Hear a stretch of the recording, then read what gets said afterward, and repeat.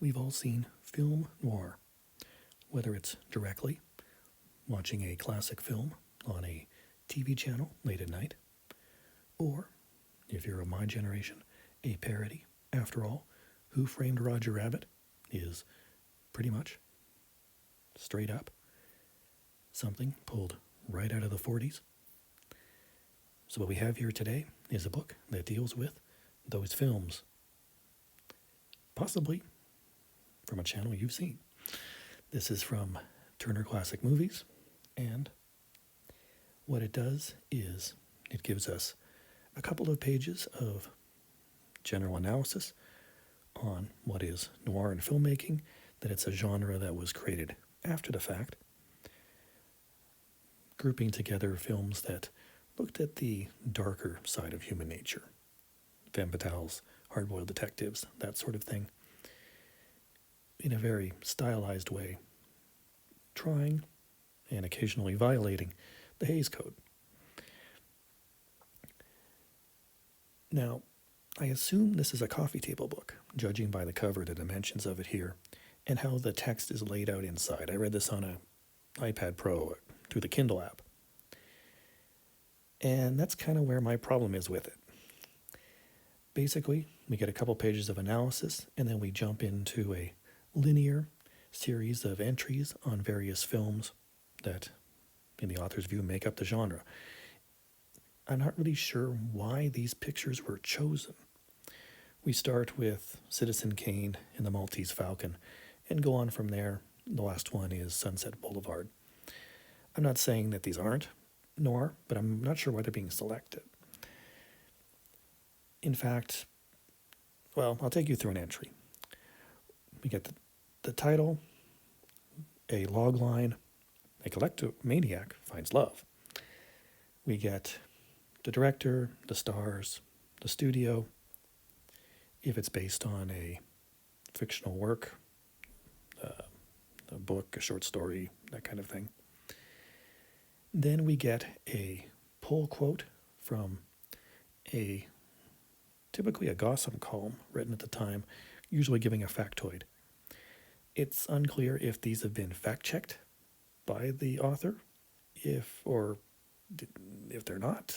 I know that often the gossip columnists threw in all sorts of, shall we say, fake news into their columns, so I'm not sure if these have been checked or not.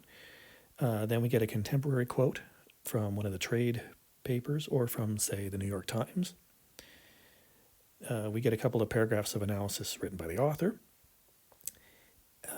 Sometimes we get something from the writing process, the creation process. Sometimes this includes bullet points from a meeting, which is actually kind of interesting. And then finally, we get something from a theater owner.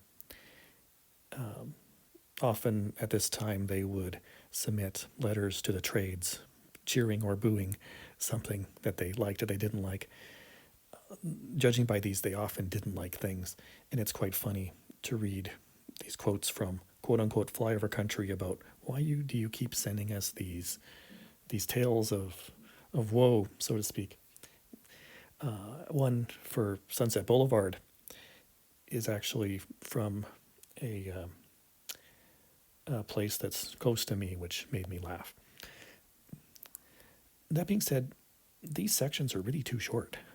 They also include the budgetary information and box office if available, which is interesting enough. There are a bunch of pictures with each. They tend to be PR shots. Sometimes you'll get a poster, but not always. I was surprised how few posters there were, which again makes sense for that coffee table, big, shiny page format. But yeah, the entries are too short. I'm not sure why they're being included. Sometimes all the editorial pull quotes and even the author's analysis are basically saying that this is a bad film. Okay, well, why are you including it then? Give me a reason. Is it because of an actor combination? Is it because of a director? Is it a stylistic thing? Why is it here? And I don't know. I often, with about half a dozen of the titles, I actually Googled them. And yes, the Wikipedia article is more extensive, and that's not good. If you're providing less information than Wikipedia is, then maybe rethink the project. I'm frustrated because I have read this author's work and I like his work. He did a book on the pre-Hays Code Hollywood films, again for TCM. Now, maybe I'm misremembering that book, but I think there was more text to it. I know it has entries like this one does, but I think it had more analysis in it. So, no, I'm sad to say this does not get a recommend for me. It goes in my other list, and I can't say I'm never going to read it again, but I'm not going to for a long time, unfortunately.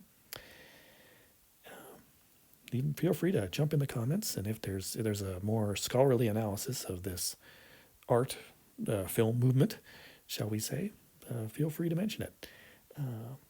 Otherwise, if you enjoyed me rambling about how I didn't like this book, like, comment, subscribe, and hopefully the next book will be more interesting.